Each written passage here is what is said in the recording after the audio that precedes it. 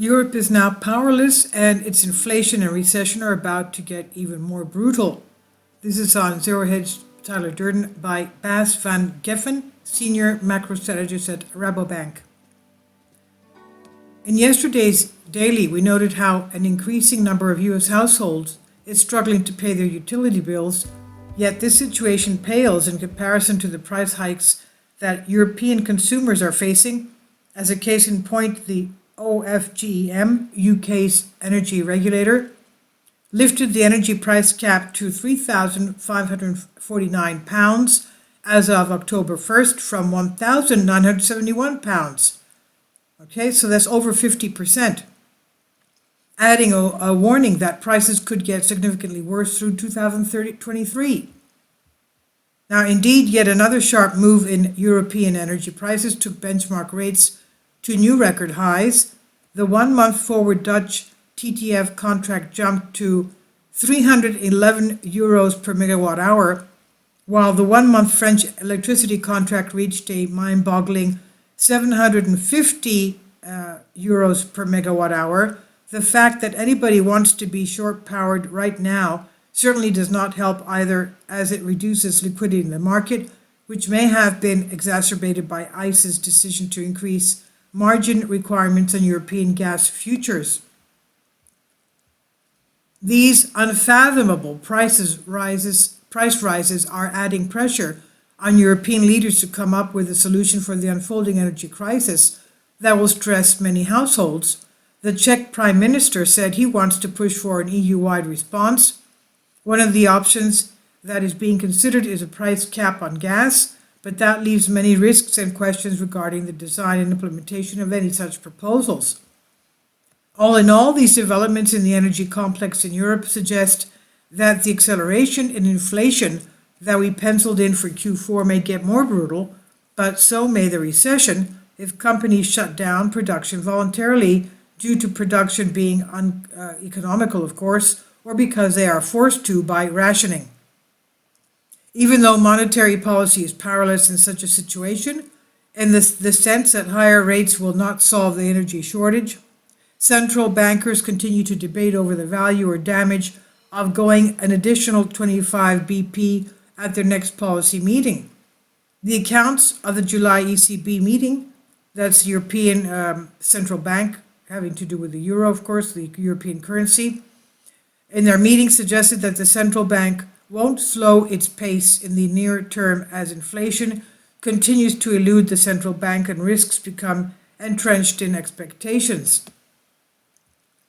Yesterday's accounts noted that a very large number of members agreed that it was appropriate to raise the ECB key interest rates by 50 base points, although some members argue in favor of 25 base points, as this would be consistent with the Council's earlier communication. As we already concluded after the meeting, this suggests that there is an intrinsic desire, even amongst moderate doves, to implement a bigger hike, and that it was not a trade-off with the hawks in return for a more potent transmission protection instrument.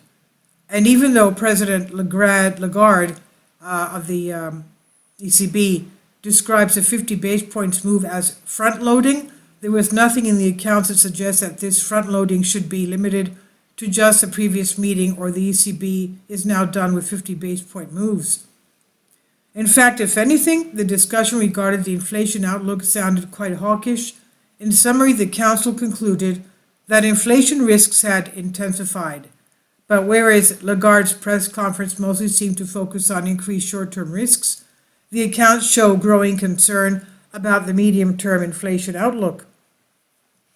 According to some, even a recession would be necessarily diminish upside risk to inflation, and we would agree to the extent that higher gas prices are now the driving factor behind the worsening outlook for both prices and growth. The ECB clearly worried about inflation becoming entrenched in expectations. Although the Council concluded there were no signs of significant short-round effects yet, repeated upward inflation surprises are increasing the probability of such effects.